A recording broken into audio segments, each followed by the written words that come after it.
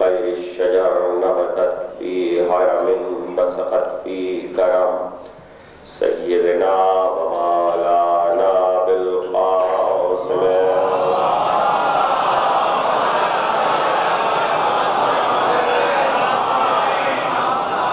وأهل بيته الطيبين الطاهرين المعصومين المظلومين الذين أذهب الله عنهم الرجس وطهرهم تطهيرا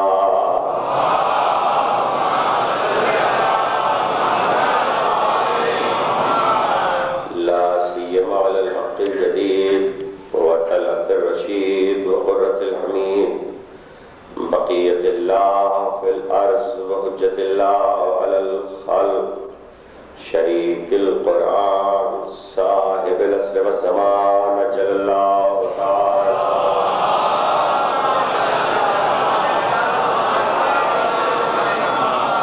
ولعنة الدائمة الباقية على أعدائهم ومنكر فضائلهم وغاصب حقوقهم أجمعين من يوم ظلمهم إلى يوم الدين أما بعد فقد قال الله سبحانه وتعالى في محكم كتابه الحكيم وله المثل الأعلى في السماوات والأرض وهو العزيز الحكيم صلوات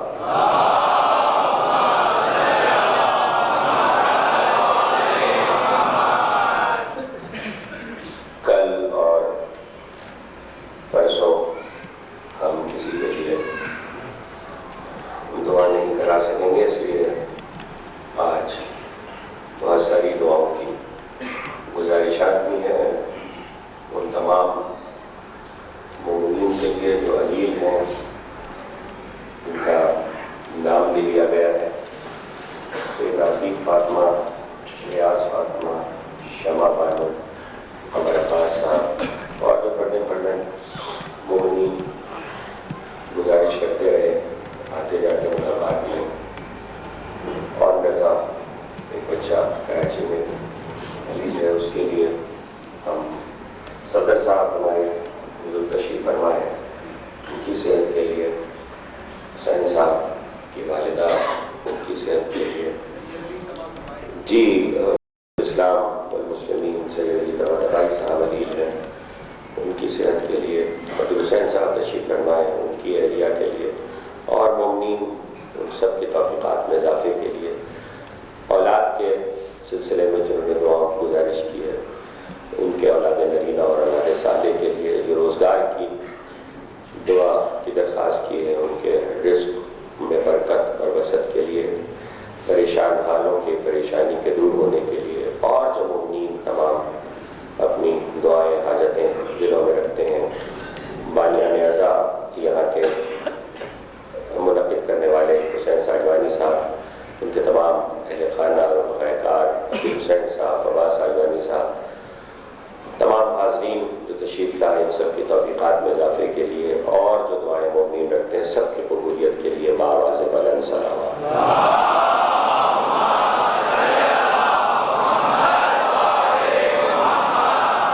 حسینیہ زہرا میں آپ حضرات عشرہ اربعین کے سلسلے کی 8ویں تقریر سماعت فرما رہے ہیں بعنوان مسئلہ اعلیٰ. ذکر ہے اس ہستی کا کہ جو بیک وقت ہادی بھی ہے اور تصویر اتباع رسول بھی ہے. امت کے لیے ہادی ہے اور منزل اتباع پر پیغمبر کے اتباع کا اس سے بہتر نمونہ عمل کوئی نہیں ہے. ذکر ہے اس ہستی کا کہ جو ایک طرف بندوں کے لیے رہنما ہے، اللہ کا ولی ہے، رسول کا وسیع ہے، دوسری طرف عبدیت کی اس منزل پر فائز ہے کہ یہ کہتا نظر آتا ہے کہ انا عبد من حبیب محمد.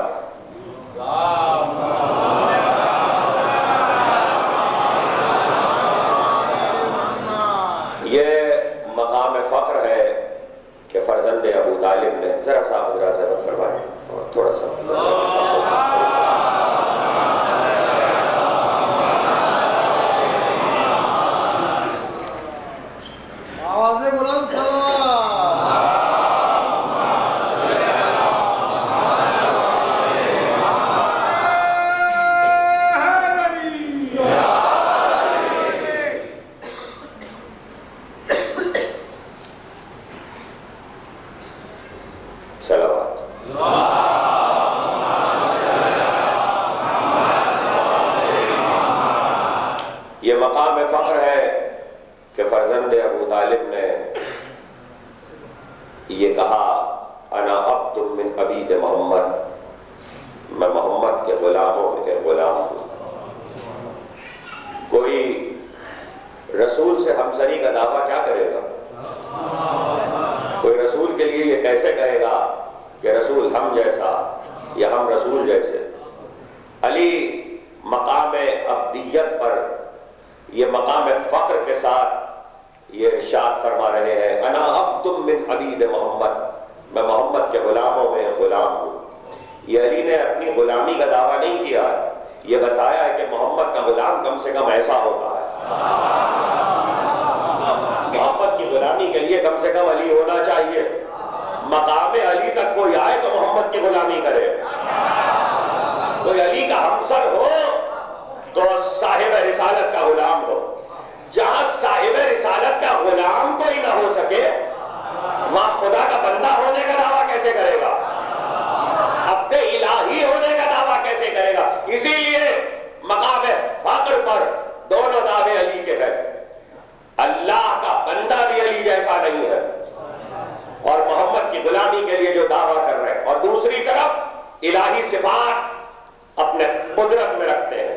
اللہ نے الوہیت کی صفات سے نوازا ہے، یہ صحیح ہے، اور مسلسل کہہ رہا ہوں کہ کوئی غلط فہمی نہ پیدا ہو جائے، کہیں کوئی اس مغالطے میں نہ آ جائے۔ آج کل اس طرح کے مباحث بہت زیادہ آگے بڑھ چکے ہیں، اس لیے اس مغالطے کو دور کرنے کی ضرورت ہے۔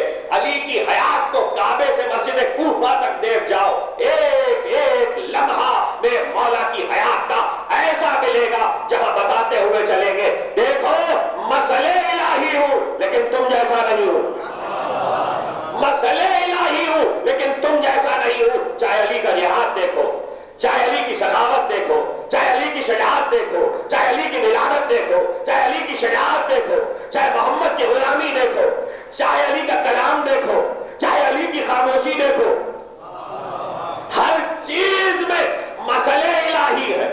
اور کسی بھی علی کی حیات کے گوشے کی شرح کرنا شروع کرو تو بات کھلتی چلی جاتی ہے۔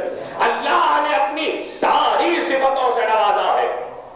شاید کوئی اٹھ کر پوچھے یہ کیسے ممکن ہے، یہ کیسے ممکن ہے؟ مجھے اپنے عشرے مظاہرے کے موضوع اس لیے رکھا جاتا ہے کہ کچھ مثالوں سے اپنے عنوان کو واضح کیا جائے۔ اب ہم اختتامی مرحلے پر ہیں اور ہم یہ چاہتے ہیں کہ اپنے عنوان کو کامل کرتے ہوئے چلے۔ کل اور پرسوں کے لیے کچھ منزلیں مقرر ہیں، آج کی حد تک ہم اپنے عنوان کو آخری مرحلے تک پہنچائیں گے۔ یہ کیسے ممکن ہے کہ علی کی حیات کا ہر گوشہ مسئلے الہی کی تصویر ہو؟ یہ کیسے ممکن ہے کہ علی کی حیات کا ہر گوشہ ہمیں یہ سمجھا رہا ہو کہ علی مسئلے الہی ہے؟ آپ کوئی بھی گوشہ اٹھا لیجئے، آپ کو یہی ملے گا کہ علی مسئلے الہی ہے۔ اسی لیے پروردگار نے کہا ایسی مسئلہ ہے جو ہم سے خاص ہے، ہم سے خاص ہے، یعنی جب تم اس کی حیات دیکھو گے تو ہم سمجھ میں آئیں گے۔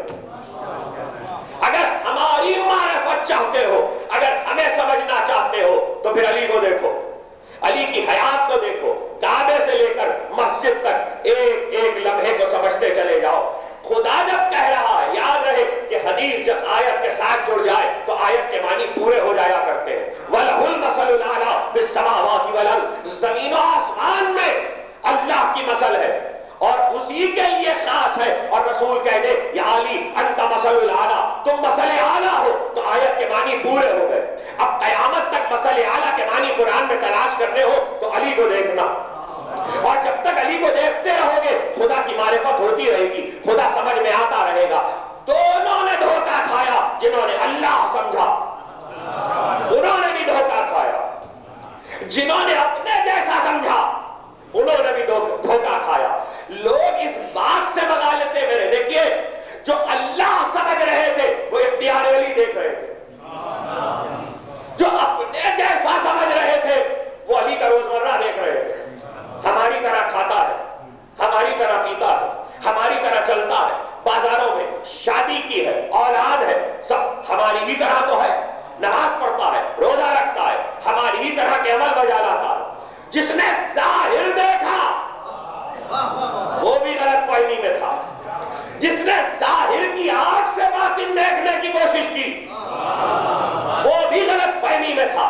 علی کے مقابلے میں علی کے معاملے میں غلط فہمیاں بڑھی اس لیے کہ علی کو قرآن کے ساتھ سمجھا جاتا تو علی سمجھ میں آ جاتے. علی کو معرفت کی نگاہ سے سمجھا جاتا تو علی اتنی آسانی سے خیر سمجھ میں نہیں آتے. علی اتنی آسانی سے سمجھ میں نہیں آتے.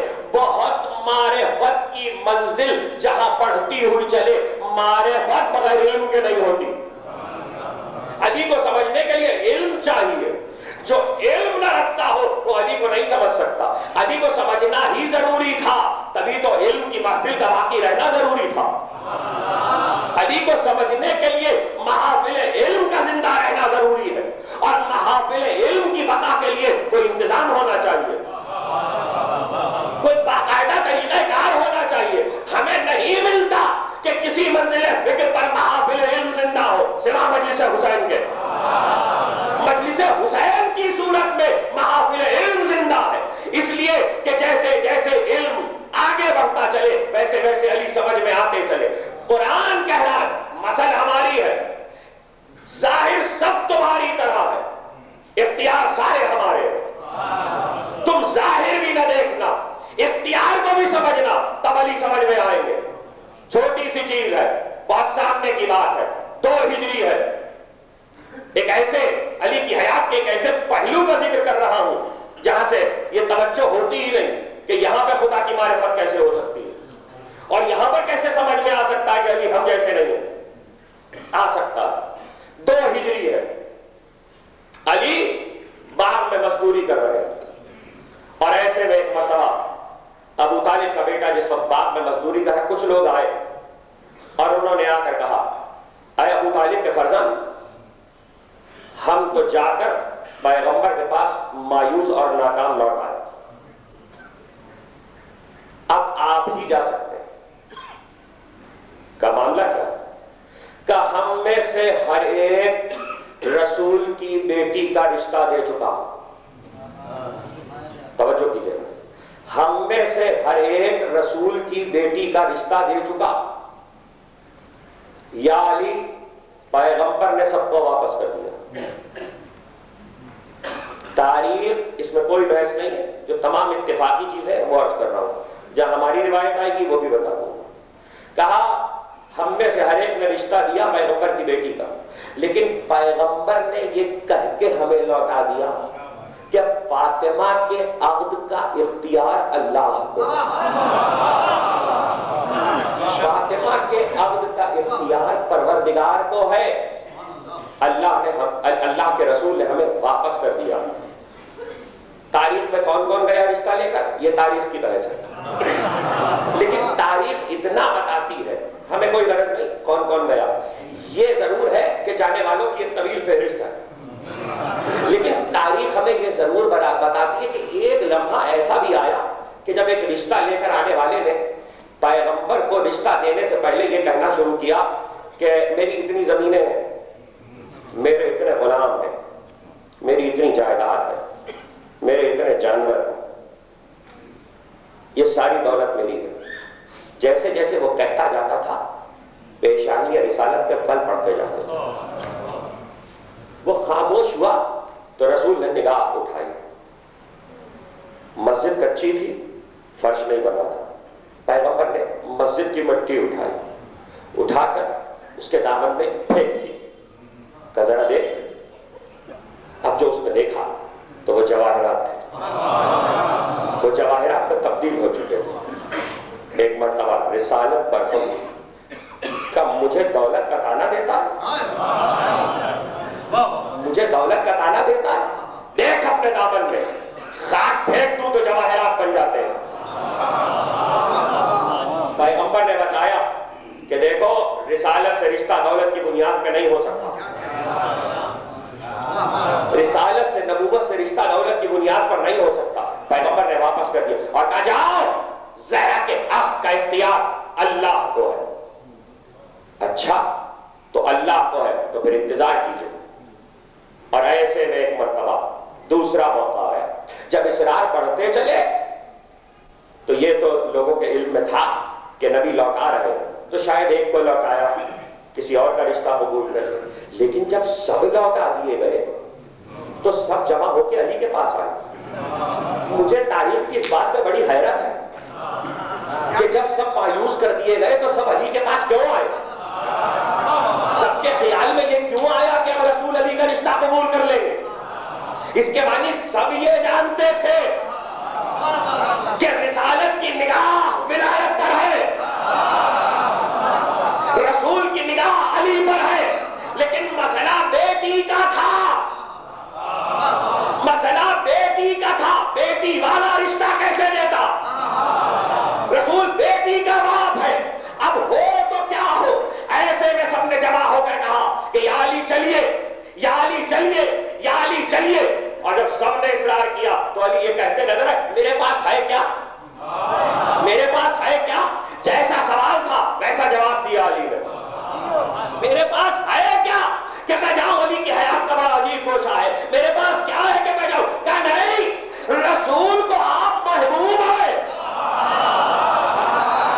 رسول کو تاریخ کے جملوں کو محفوظ کیجیے گا، رسول کو آپ محبوب ہے. علی مسکرائے. جب بہت اصرار ہوا تو علی آئے. تاریخ کہتی ہے کہ علی آئے تو رسول کے سامنے، لیکن آ کر دو زانو بیٹھ گئے. اور بیٹھے بھی اس طرح نہیں کہ پیغمبر کو دیکھ رہے ہو. علی کی نگاہ زمین میں گڑی ہوئی تھی. آئے ہیں رشتہ لے کر، زبان پہ کوئی کلام نہیں. تاریخ کہتی ہے چہرے پر سرخی ہے لیکن زبان پہ کوئی کلام نہیں ہے. سر جھکائے ہوئے بیٹھے. اب آپ بتائیے رشتہ اس طرح دیا جاتا ہے؟ لیکن علی اپنی سیرت کا ایک گوشہ لکھوا رہے ہیں. علی اپنی سیرت کا ایک گوشہ لکھوا رہے ہیں، اور اس سیرت کے گوشے کو علی کے محفوظ کیجیے گا. تمام مورخین نے لکھا ہے، جو علی کو سے محبت کرتے انہوں نے بھی، جو نہیں کرتے انہوں نے بھی، کہ علی کے چہرے سے حیا ٹپک رہی تھی.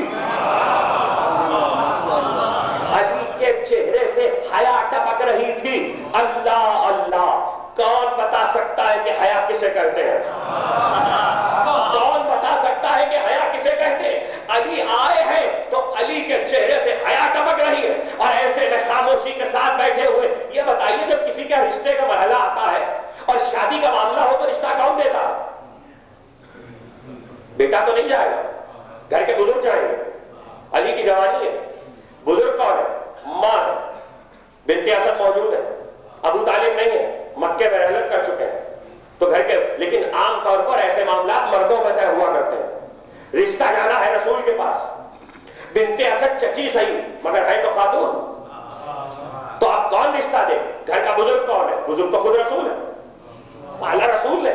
دیکھیے رسول کا دوہرا رشتہ ہے، بیٹی بھی رسول کی ہے اور علی کو پالا بھی رسول ہے.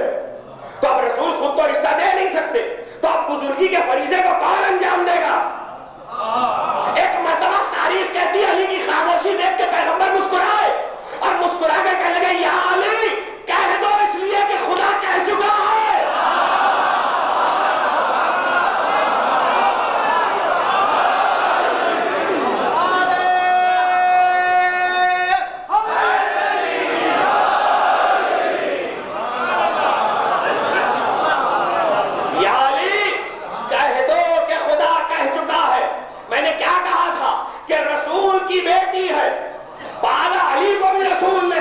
رسول خود رشتہ دے نہیں سکتے. گھر کا بزرگ ہے، ابو طالب مردوں میں کوئی موجود نہیں سوا رسول کے. تو اب اس فرض کو کون ادا کرے؟ اللہ نے علی کے آنے سے پہلے رشتہ بھجوایا. اے محمد پریشان کیوں ہو؟ لڑکا ہمارے گھر کا ہے تو رشتہ بھی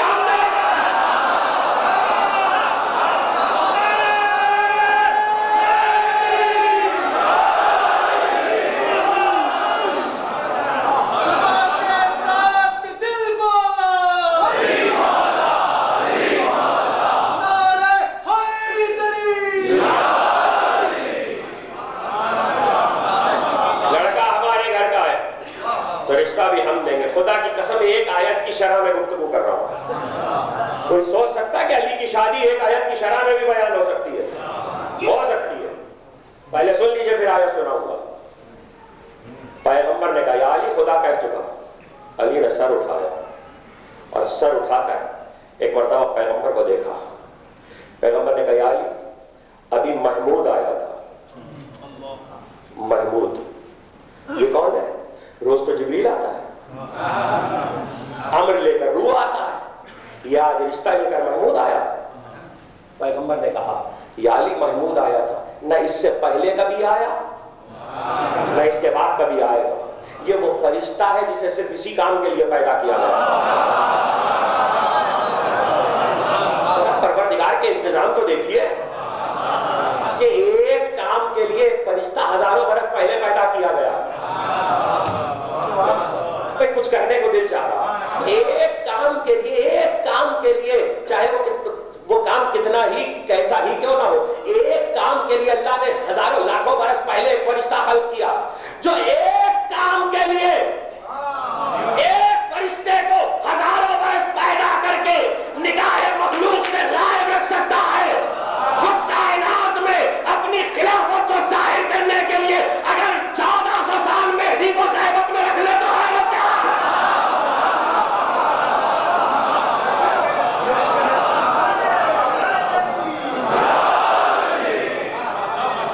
عالم اسلام کی تمام تاریخیں اس پر متفق ہیں کہ محمود آیا تھا اور اللہ کا پیغام دے کر گیا.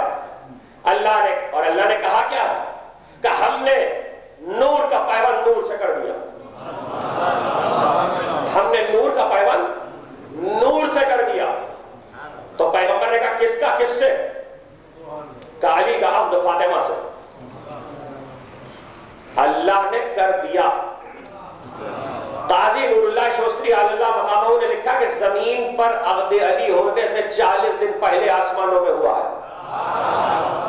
40 دن پہلے آسمانوں میں عقد وادی افیہ نام ہے اس جگہ. اب یہ ہماری روایت ہے، جہاں ہماری روایت آئے گی بتا دوں گا.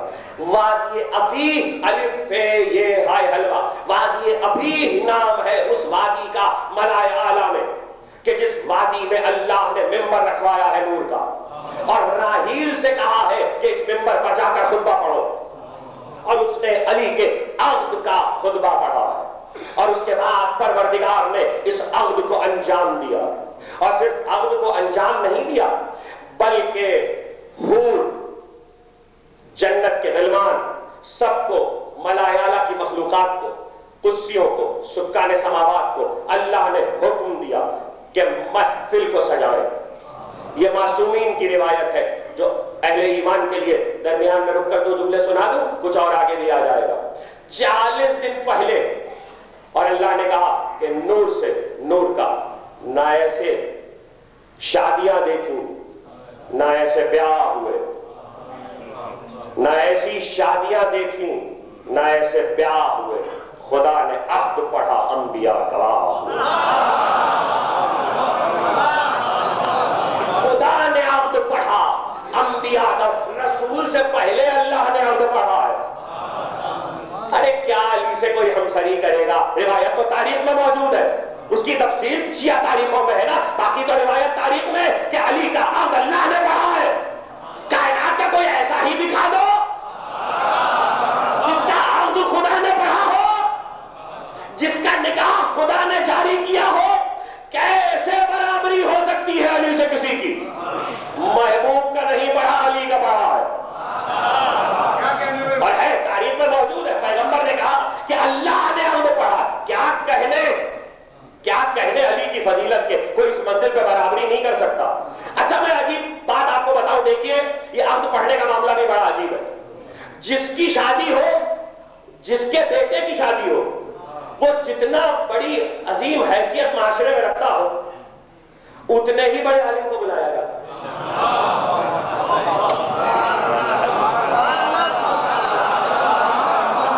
بھائی دیکھیے ہندوستان پاکستان کے رہنے والے ہیں آپ لوگ، علماء تو بلائے جاتے ہیں.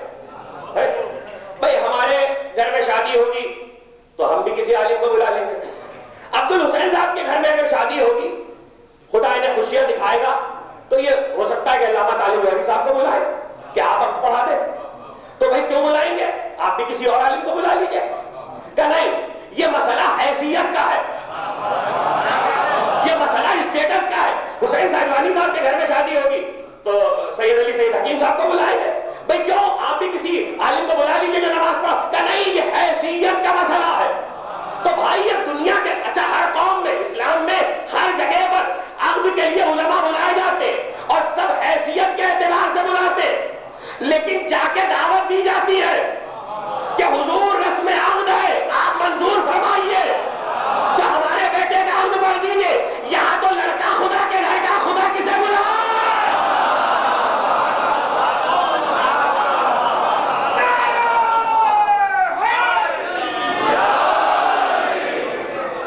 کبھی کبھی یوں بھی سن لیا کیجئے، خدا کسے آواز دے تو اب ظاہر ہے کہ اللہ نے عقد پڑھا اور 40 دن پہلے، اور محبوب سے کہا جاؤ اور میرے محبوب کو پیغام دے دو. اور اس کے بعد پیغمبر نے کہا پہلا سوال، یا علی تمہارے پاس کیا ہے؟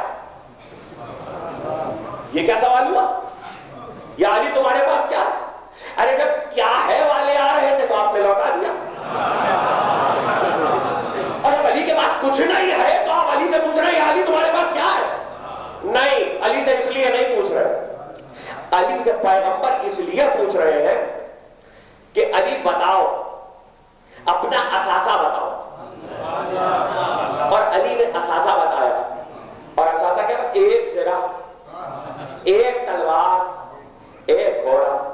اور پیغمبر مسکرائے کہ یا علی تلوار مرد کا زیور ہے، گھوڑا میدان جہاد کی ضرورت ہے، زرہ کی تم جیسے بہادر کو کیا ضرورت ہے؟ زرہ کی تم جیسے بہادر کو کیا ضرورت ہے؟ یا علی زرہ بیچ کر فروخت کر کے حق مہر ادا کرو. حق مہر ادا کیا گیا، زرہ کو فروخت کر کے، بیچ کر. اب تاریخ کہتی ہے کہ زرہ علی نے بیچی، جتنے بھی درہم و دینار میں بکی ہو یہ الگ منزل ہے. لیکن 450 درہم تاریخ نے بتایا، 450 درہم. اب اس زمانے کے 450 درہم کتنے بنتے ہیں آج کے حساب سے، یہ حساب لگانا ایک الگ معاملہ ہے. کبھی اگر حساب پر تقریر کی تو بتائیں گے کہ 450 درہم کتنے بنتے ہیں. 450 درہم جب آئے تو علی وہ درہم لے کر رسول کے پاس آتے ہیں. جب نکاح ہو جاتا ہے، جب نکاح انجام پا جاتا ہے، اس کے بعد بھی جب کوئی مانگتا ہے تو لوگ مہر دیتے ہیں. ابھی رسول کہہ رہے ہیں کہ یہاں نکاح ہوگا، وہاں ہو چکا، وہاں کا مہر یہ نہیں ہے، وہاں کا مہر یہ نہیں، وہاں کا مہر کچھ اور ہے، وہاں کا مہر الگ ہے. ابھی جب نکاح ہوگا تو وہاں کے مہر کی تحریر آئے گی. دیکھیے مہر کون دے گا؟ پھر وہی مسئلہ ہے، گھر کے بزرگ ہی تو دیں گے. تو 3 کام ایسے ہیں جو علی کی شادی میں خدا نے کیے، یہ یاد رکھیے. ایک رشتہ دینے کا کام خدا نے کیا، ایک مہر کا کام خدا نے کیا. مہر اللہ نے طے کر کے لکھوا کر بھیجا. اور شریعت اسلامی میں ایک بڑا عجیب مسئلہ ہے. شریعت اسلامی میں یہ ہے کہ مہر وہ ہوگا جس پر لڑکی راضی ہو. میں آپ کو کیسے بتاؤں؟ اگر مہر مقرر کیا علماء نے، بزرگوں نے، اور لڑکی سے پوچھا گیا اور اس نے انکار کر دیا تو نکاح باطل ہے، قطعاً نکاح باطل ہے. شریعت کے اس مسئلے کو لوگ یاد رکھیں. لڑکی کی مرضی کے بغیر مہر طے نہیں ہو سکتا. لڑکی جس مہر پر راضی ہو جائے اس مہر پر نکاح ہوتا ہے. اور مہر لڑکی سے پوچھا جاتا ہے. جبریل تحریر لے کر آئے ہیں ریشم کے کپڑے پر لکھی ہوئی، جنت کے ریشم پر، اور وہ تحریر لا کر رسول کے حوالے کی ہے. لیکن وہ تحریر بعد میں آئی ہے. پہلے آئے اور کا پالنے والا سلام کہتا ہے اور کہتا ہے کہ فاطمہ سے کہیے گا کہ ہم نے ان کے مہر میں آب و نمک رکھا ہے. زمین کا تمام آب و نمک ہم نے ان کے مہر میں رکھا ہے. تو فاطمہ نے سر کو جھکا لیا، سر کو جھکا لیا. رسول نے کہا زہرا تم اس پر راضی ہو؟ فاطمہ نے سر جھکایا ہوا. جبریل گئے اور آئے اور آ کر کہا کہ فاطمہ سے کہیے گا کہ اللہ کہتا ہے کہ ہم نے ان کے مہر میں جنت رکھی ہے. فاطمہ نے سر جھکایا ہوا. گئے اور آئے. کہا فاطمہ فاطمہ سے کہیے گا کہ ہم نے ان کے مہر میں شفاعت رکھی ہے. شفاعت مہر فاطمہ میں ہے. شفاعت مہر فاطمہ میں ہے. فاطمہ نے سر اٹھایا, مسکرا دی. جیسا ہی مسکرائی, اللہ نے شفاعت نامے کی تحریر لکھ کر بھجوائی. شفاعت علی کا مہر ہے جو خدا نے منظور کیا. علی اور فاطمہ کا مہر ہے جو پروردگار نے منظور کیا. اور یہاں جب علی آئے تو کہا, اب ظاہر ہے کہ بعض مقام ایسے آ جاتے ہیں کہ جہاں معرفت کی وجہ سے آپ کی آنکھوں میں آنسو آ جاتے ہیں, لیکن ہے وہ فضائی کی مسجد. رقم لے کر آئے تو کہا یا رسول اللہ یہ ہے. پیغمبر نے اسے 2 حصوں میں تقسیم کیا. 450 درہم کو 250 میں تقسیم کیا, اور اس کے بعد آدھے علی کو واپس کیے اور آدھے رکھ لیے, اور رکھ کر اس میں سے جہیز کا انتظام کیا. اور یہ فقہی اور شرعی مسئلہ ہے کہ پیغمبر نے یہ بھی بتایا کہ جہیز جتنے کا بھی ہوگا مہر اس کا دونا ہوگا. یہ بالکل شاید میں نے فاطمیہ کی مجالس میں جناب معصومہ کونین حضرت فاطمہ زہرا سلام اللہ علیہ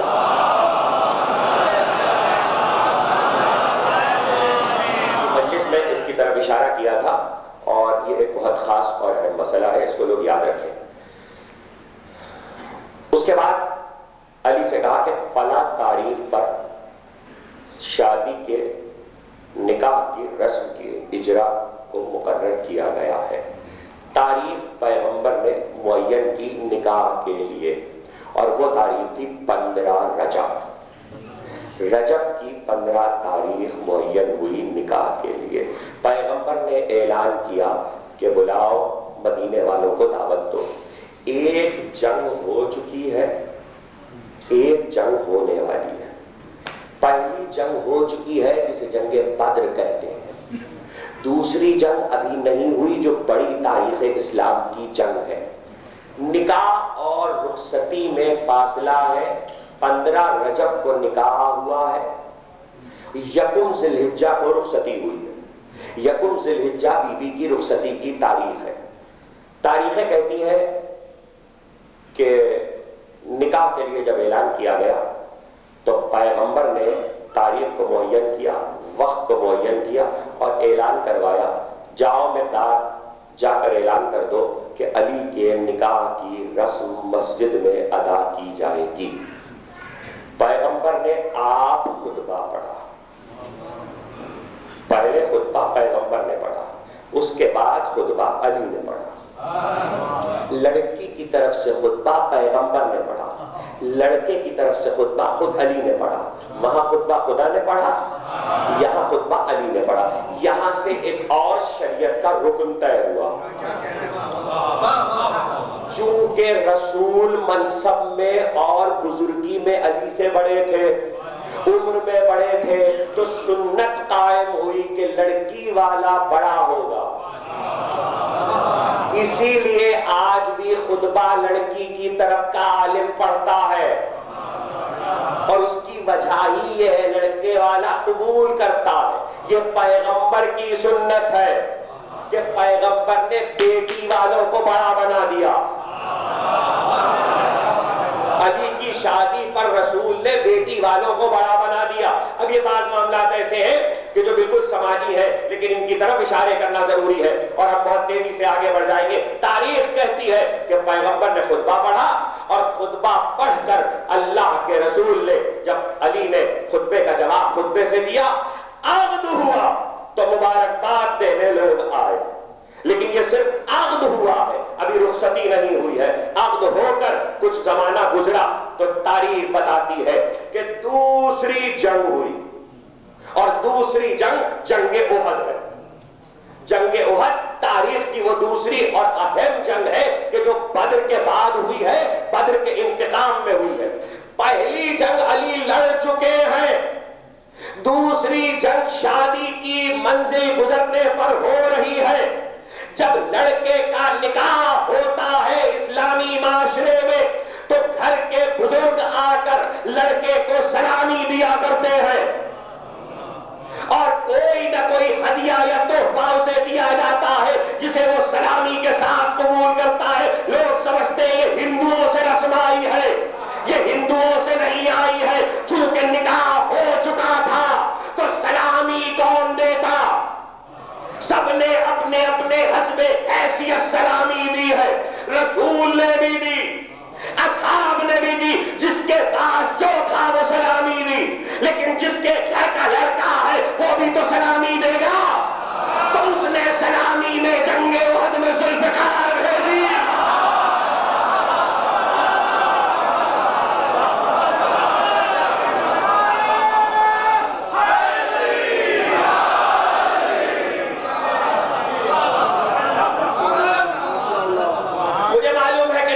کی منزل ہے، لیکن خدا کی قسم ایک آیت کی شرح میں پڑھ رہا ہوں اور مجھے اپنے موضوع کو واضح کرنا ہے۔ شادی تو آپ نے اکثر سنی ہوگی، میں نے بھی کئی مرتبہ پڑھی ہے ممبروں سے۔ ابھی میں مدینے میں تھا تو اتفاق سے پہلی ذی الحجہ وہی مدینے میں آئی، بی بی کی شادی کی تاریخ، تو وہاں محفل رکھی گئی پہلی ذی الحجہ کو، تو میں نے بہت دیر شادی کی تفصیل سنائی تھی۔ تفصیلات نہیں سنا سکتا جو عالم اسلام نے تاریخ میں لکھی ہے، اور خود ہمارے ہاں جو تاریخوں میں موجود ہے، اگر تفصیل میں جائیں گے تو بہت وقت گزرے گا، لیکن جستا جستا واقعات کو سناتا ہوا آگے بڑھ جاؤں تاکہ اپنے موضوع سے مسلسل ہو جاؤں۔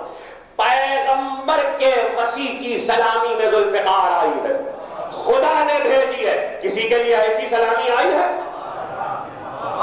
کسی کے لیے ایسی سلامی آئی ہے؟ تاریخ میں کوئی ایک علی کی ہمسری کر سکتا ہے؟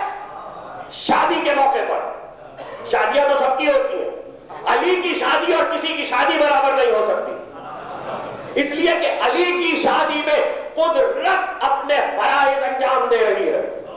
اور جب نکاح کی تقریب کو کچھ دن گزر گئے تو جناب عقیل، جناب ام سلمہ اور کچھ بیویوں نے گھر کے جمع ہو کر رسول سے کہا کہ یا رسول اللہ اب رخصتی ہونی چاہیے۔ پہلے علی کے پاس آئے تو علی نے کہا رسول کی مرضی،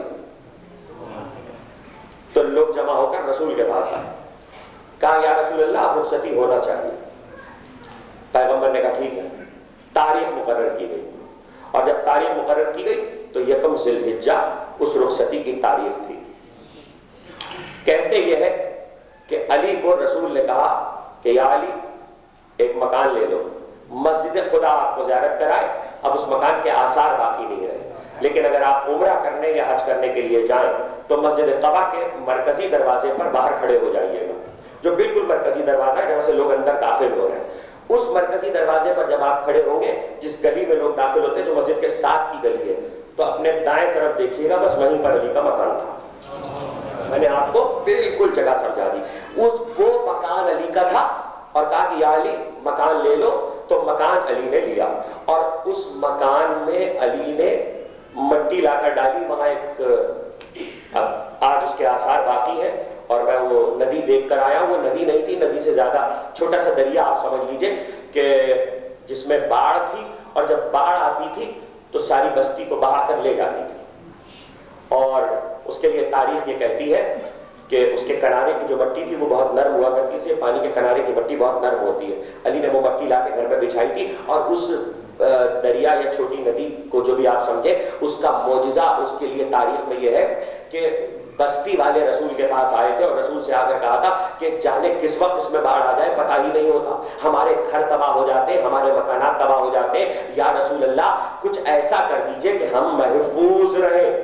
اور اسے عتیق کہتے ہیں، اس کا نام تک تاریخ میں موجود ہے، جائیں تو آپ دیکھیں گے آج بھی اس کے آثار موجود ہیں۔ تو پیغمبر نے علی کو بھیجا اور علی سے کہا کہ یا علی یہ ندی پریشان کر رہی ہے لوگوں کو، یا علی اس کا بندوبست کر کے آؤ۔ تو علی نے ندی کے پاس پہنچ کر اسے اشارہ کیا تو اس نے اپنے رخ کو تبدیل کر لیا۔ وہ دن ہے اور آج کا دن ہے، علی نے جس دھارے پہ بہا دیا اسی دھارے پر ہے،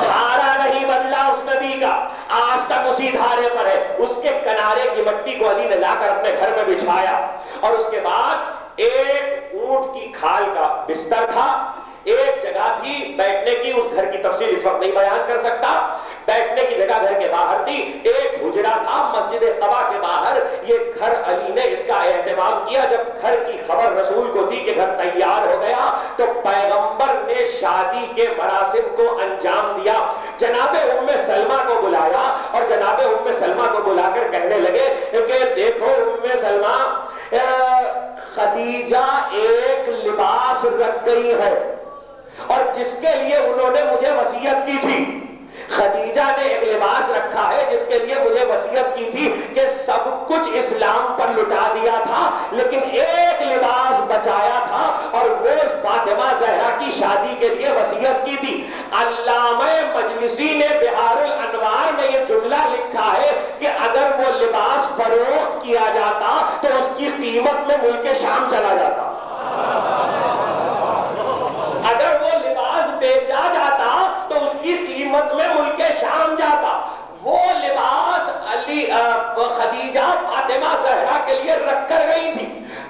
دوسری بات اس لباس کے لیے وصیت کی، رسول نے ام سلمہ سے کہا کہ وصیت کی کہ یہی پہنانا، یہی عروسی کا جوڑا تھا، لیکن اللہ نے 3 کام میں نے بتائے تھے، تیسرا روک لیا تھا۔ اللہ نے عین شادی سے 1 دن پہلے جبرائیل کو بھیجا، اور جبریل جب آئے تو ہاتھوں میں کچھ سبد ملائکہ اٹھائے ہوئے تھے، جس کا آسان ترجمہ کروں تھال، ان تھالوں میں ایک جوڑا تھا جو جنتی لباس تھا، بہت قیمتی تھا، اور اس جوڑے کے علاوہ کچھ جنت کے میوے تھے، پھل تھے، اور دوسری چیزیں بھی جنت کے عطر تھے۔ یہ ساری چیزیں پیغمبر کو پیش کی اور کہا یہ آپ کی بیٹی کے لیے خدا نے بھجوائے ہیں۔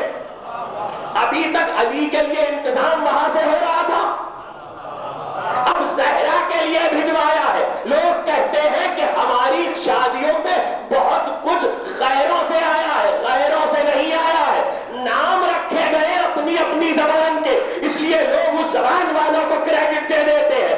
اللہ نے بھجوایا ہے، چونکہ لڑکا خدا کے گھر کا ہے، تو اب جو کچھ خدا کی طرف سے آ رہا ہے اس کو کوئی نہ کوئی نام تو دیا جائے گا۔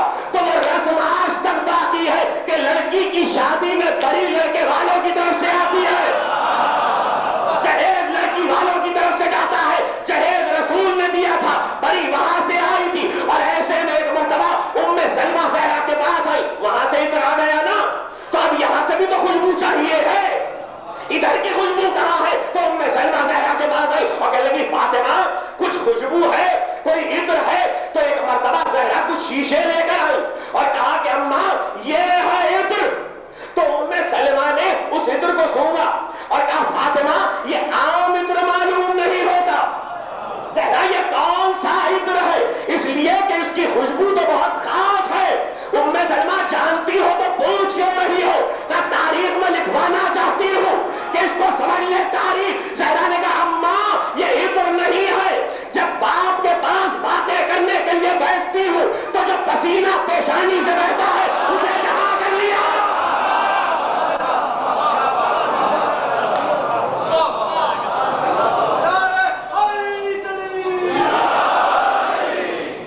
آپ کی آنکھوں میں آنسو ہے، لیکن میں کیا کروں، میں فضائل پڑھ رہا ہوں، کچھ دیر میں چاہتا ہوں کہ اس آیت تک پہنچ جاؤں تو اپنی منزل کو واضح کر کے آگے بڑھ جاؤں۔ کہتے ہیں کہ ایک مرتبہ دلہن کو تیار کیا گیا، زہرا کو ام سلمہ نے تیار کیا۔ تاریخ بتاتی ہے، تمام تاریخوں نے لکھا کہ شاید کوئی یہ سوچ رہا ہو، عبد الحسین صاحب گواہ ہوں گے میرے جملے پر، شاید کوئی یہ سوچ رہا ہو کہ شادی پڑھنے کی ضرورت کیا ہے۔ خدا کی قسم اس لیے پڑھ رہا ہوں تاکہ یہ بتاؤں کہ اگر شادی کا بھی ذکر کیا جائے تو زہرا کا تذکرہ کن لفظوں میں کیا جانا چاہیے۔ پیغام دے دیا میں نے، یہاں سے لے کے ہندوستان تک، ہندوستان سے لے کے امریکہ اور کینیڈا تک، میری اس تقریر کے پیغام کو آگے بڑھا دیجیے گا کہ زہرا کے لیے کون سا لفظ استعمال ہونا چاہیے اور کون سا لفظ استعمال نہیں ہونا چاہیے، یہ بہت ضروری ہے۔ شادی بھی بیان کی جائے تو کس طرح سے ذکر زہرا ضروری ہے۔ دیکھیے ایک مرتبہ کہتے ہیں کہ اس عطر کو لے کر گئی، بیوی کو تیار کیا، آراستہ کیا، وہ جوڑا پہنایا گیا جو جوڑا خدیجہ رکھ کر گئی تھی۔ پیغمبر نے رخصتی کے لیے یہ حکم دیا کہ تمام ازواج زہرا کی سواری کے ساتھ چلیں گی۔ اگر کسی کو حوالہ دیکھنا ہو تو پنجاب یونیورسٹی سے دائرہ معارف اسلامیہ اسلامی انسائکلوپیڈیا چھپا ہے، اس میں عین رے سین عرس کے لفظ میں جا کر ساری تفصیل مل جائے گی۔ پیغمبر نے حکم دیا کہ ساری بیویاں رسول کی ازواج ساتھ ساتھ چلیں گی۔ سلمان سے کہا سلمان اونٹنی ناقہ لاؤ، ناقے پر چادر ڈالی گئی، اس پر محمل رکھی گئی، اس پر اماری رکھی گئی، اس میں زہرا کو بٹھایا گیا۔ جب زہرا چلی، دنیا کا کوئی باپ اپنی بیٹی کو رخصت تو کرتا ہے، اس کے ساتھ نہیں جاتا۔ یہ واحد مثال ہے تاریخ کی کہ رسول اپنی بیٹی کے ساتھ اونٹنی کی نہاد تھام کر چلا ہے۔ پیغمبر علی کے گھر تک آئے ہیں، دروازہ جب علی کے گھر کا آیا مسجد قباء کا تو پیغمبر رک گئے اور زہرا سے کہا ہم آئیں گے بعد میں، اور یہ کہہ کر سے کہا یا علی ہمارا انتظار کرنا، یا علی ہمارا انتظار کرنا. تو پیغمبر نے واپس ہوئے، بیٹی کو گھر تک پہنچایا، علی کے گھر تک. تمام تاریخیں لکھتی ہے کہ ازواج پیغمبر زہرا کی شان میں قصیدے پڑھتی ہوئی چلی. وہ قصیدے بھی تاریخ میں محفوظ ہیں، اس لیے کہ تاریخ اسلامی کے جلیل القدر راویوں اور راویات نے یہ جملہ کہا ہم نے ایسی شادی نہیں دیکھی جیسی شادی علی اور زہرا کی ہوئی ہم نے نہیں دیکھی. سب کے جملے اور قصیدے فاطمہ کی شان میں تھے. سلمان و ابو ذر اصحاب بھی ہے لیکن ازواج رسول ہے، پردے کا اہتمام ہے. زہرا کو گھر تک شوہر کے پہنچا کر رسول واپس ہوئے. جب مہمان رخصت ہو گئے کھانا کھلائے جانے کے بعد تو پیغمبر زہرا کے علی کے گھر کی طرف چلے اور علی کے گھر میں پہنچے. جب علی کے گھر میں پہنچے تو وہاں اسما بنت امیس کو پایا. اسما کو تو اسما سے کہنے لگے، دیکھیے یہ اسما بنت امیس کے نام میں لوگوں کو غلط فہمی ہو جاتی ہے. امیس کی کئی بیٹیاں ہیں اور نام ایک جیسے ہوتے ہیں تاریخ میں. ایک خود امیس کئی ہے تاریخ میں، ایک عین میم یہ سین ہے، ایک عین میم یہ صاد ہے. تو ایک اسما بنت امیس جعفر طیار کی زوجہ ہے جو حبشہ میں ہے اس وقت. دوسری اسما بنت امیس یہ ہے جو یہاں پر موجود ہے. یہ اسما بنت امیس کو یہ وہ ہے جنہیں خدیجہ نے وصیت کی تھی کہ زہرا کا خیال رکھنا. تو اسما وہاں پر موجود ہے زہرا کے خیال کے لیے. کہا اسما تم کون، تم کیوں؟ تو کہا کہ بی بی خدیجہ نے مجھے وصیت کی تھی. کہا ٹھیک ہے تم نے اپنے فرض کو پورا کیا، اسما اب تم جاؤ. اسما چلی گئی تو پیغمبر نے پانی منگایا. توجہ، پانی منگایا اور پانی منگا کر کہا زہرا اور علی بیٹھ جاؤ. زہرا اور علی بیٹھ گئے. پیغمبر نے آفتابے سے پانی دونوں کے پیروں پہ ڈالا. وہ پانی لگن میں گیا، پیر لگن میں رکھوائے تھے اور اس کے بعد حکم دیا یا علی اس پانی کو گھر کے کونوں میں چھڑک دو. وہ دن ہے اور آج کا دن ہے. یہ رسم ابھی تک باقی ہے لیکن لوگ صرف دلہن کے پیر دھلاتے ہیں. پیغمبر کی سنت ہے دولہا اور دلہن دونوں کے پیر دھلا کر اس پانی کو چھڑکا جائے گھر کے کونوں میں. اور پیغمبر نے حدیث دی جو ایسا کرے گا اس کے گھر میں فقیری نہیں آئے گی. رسول نے ضمانت دی ہے. اللہ اکبر، کیا برکتیں ہیں. اور ایسے میں ایک مرتبہ کھڑے ہوئے، کچھ پڑھا اور اس کے بعد علی کے سینے پر ہاتھ رکھا، ہاتھوں کو بلند کیا. خدا بندہ ان کی نسل میں برکت عطا کر، پروردگار ان کی نسل میں برکت عطا کر. یہ کہہ کر اللہ کا رسول واپس ہوا اور 3 دن گزرے کہ 3 دن کے بعد اللہ کا رسول پھر علی کے گھر آیا. یہیں سے وہ رسم ایجاد ہوئی جسے چوتھی کہتے ہیں. رسم بتاؤں گا تو بہت لمبی تقریر ہو جائے گی، ذرا سا میں تقریر کو روک رہا ہوں تاکہ آپ کو اس مرحلے پہ کامل کر دوں. یہ علی کی شادی کی تقریر تھی جو یہاں انجام پائی ہے، لیکن وہاں اختتام یہ ہوا تھا کہ جب شادی گھر میں ہوتی ہے، کسی بھی گھر میں ہو رہی ہو، تو گھر کے بزرگ ان شادی ہونے والے جوڑے کا صدقہ اتارتے ہیں. صدقہ اس لیے اتارا جاتا ہے کہ نظر بد سے محفوظ رہے. نہیں، صدقہ اسلام میں اس لیے نہیں رکھا گیا کہ آپ نظر بد سے محفوظ رہے. صدقہ اسلام میں اس لیے نہیں رکھا گیا کہ آپ بلا سے محفوظ رہے. صدقہ اسلام میں اس لیے نہیں رکھا گیا کہ آپ کو پریشانیاں نہ آئے. صدقہ اسلام میں اس لیے رکھا گیا کہ بھوکوں کا پیٹ بھرے. صدقہ اسلام میں اس لیے رکھا گیا تاکہ فقیروں کو کھانا ملے. اسلام میں ہر چیز کی کچھ حکمتیں ہیں. جب اللہ نے وعظ پڑھوایا تو وہاں بھی صدقہ ہوا. صدقے کو ہندی میں نشانہ کہتے ہیں. جو ہندوستان کے لوگ بیٹھے وہ جانتے ہیں کہ شادیوں میں بڑے بوڑھے گھر کے نچھاور کرتے ہیں. جب اللہ نے اب تمام کیا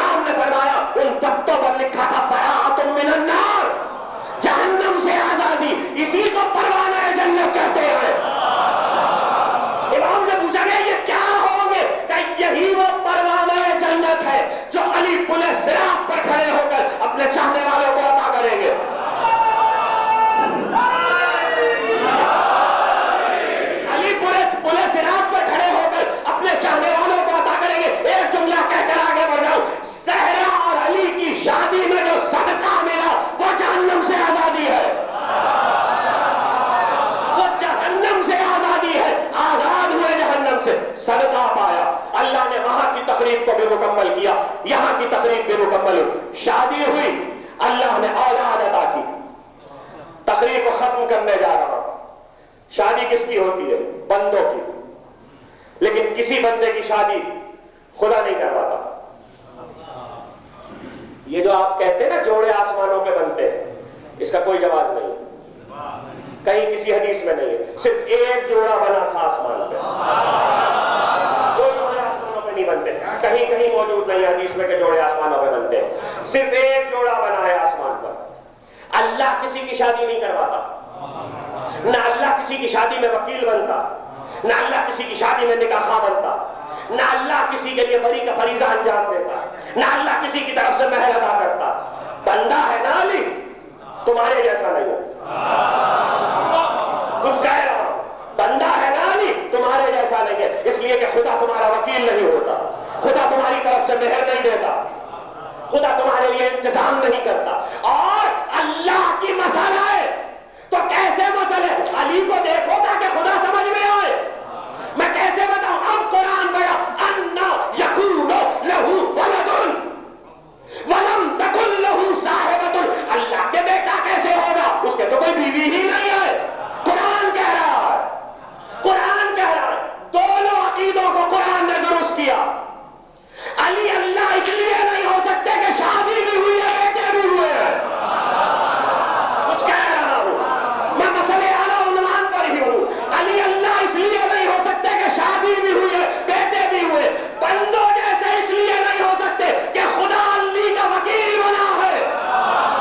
تو مانو کہ اللہ بھی نہیں ہے، بندوں میں بھی نہیں، تمہارے جیسے نہیں ہے، تو درمیان کی راہ، وہ درمیان کی راہ کیا ہے؟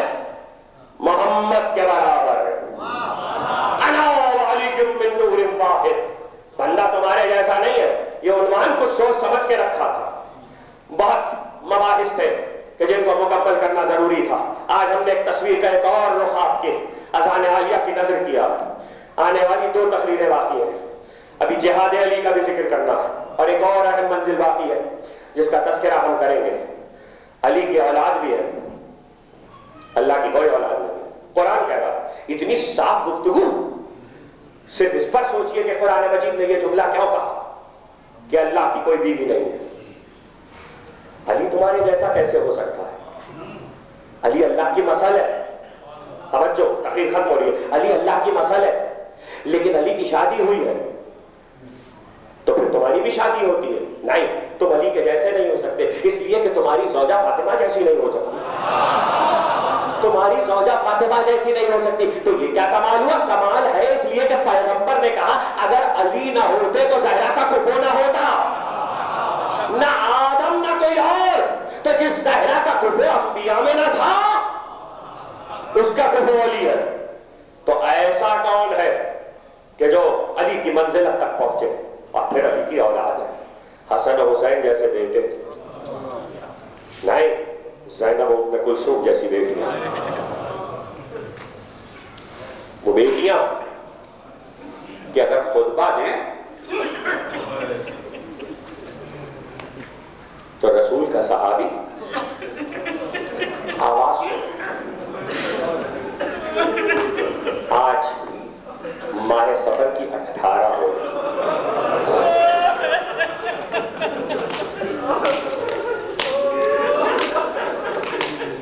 اگر خطبہ دے تو رسول کا صحابی، اندھا صحابی، نابینا صحابی اپنے گھر میں بیٹھا اور گھبرا کر پوچھے کیا قیامت آ گئی؟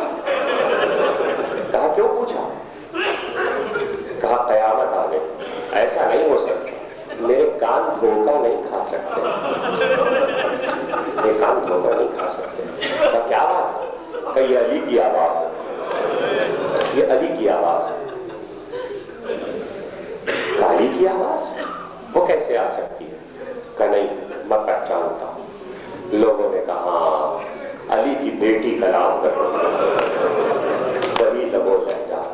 عزاداروں کبھی اس بات پہ سوچنا کہ علی کے لہجے میں کلام کا مطلب کیا تھا۔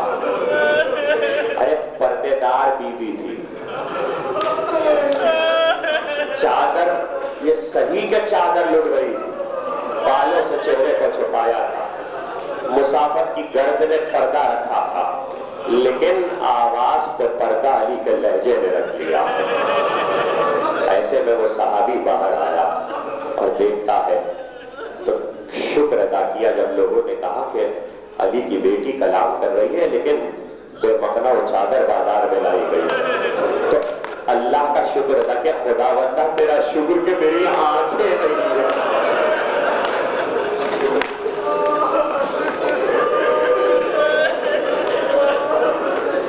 خدا کی آوازوں پر اپنی رحمت نازل کرے۔ پروردگار میرا شکر، تیرا شکر کہ میری آنکھیں نہیں ہیں۔ یہ تو بازار کی منزل تھی عزیزوں، ایک رسول کا صحابی دربار میں بھی موجود تھا۔ کہتے ہیں کہ جب دربار میں اہل حرم کا داخلہ ہوا تو تاریخ بتاتی ہے کہ اہل حرم کو ایک طرف گوشے میں استادہ کر دیا گیا، تخت کے ایک طرف زرعی کرسیاں تھیں، ایک طرف نقرئی کرسیاں تھیں، وزراء امراء سفراء بیٹھے ہوئے تھے۔ یزید کے تخت کے نیچے تشت میں سر حسین تھا، اس سر پر کپڑا ڈلا ہوا تھا، یزید کے ہاتھ میں ایک چھڑی تھی۔ عزاداروں شاید مجھ سے تفصیل نہ پڑھی جائے لیکن جس قدر پڑھ سکا پڑھوں گا۔ یزید کے ہاتھ میں ایک چھڑی تھی، ایک لکڑی تھی۔ مختل کہتا ہے، تاریخیں کہتی ہیں کہ ایک مرتبہ یزید نے اسی چھڑی سے کپڑا ہٹایا اور کپڑا ہٹانے کے بعد اس چھڑی سے بے ادبی کی، گستاخی کی۔ رسول کا ایک بوڑھا صحابی دربار میں موجود تھا، بنی کندا کا رہنے والا ہے۔ ایک مرتبہ یہ دیکھتے ہی اٹھ کھڑا ہوا اور کہا یزید یہ کیا کرتا ہے؟ میں نے دیکھا ہے کہ ان لوگوں پر رسول نے ایسا دیا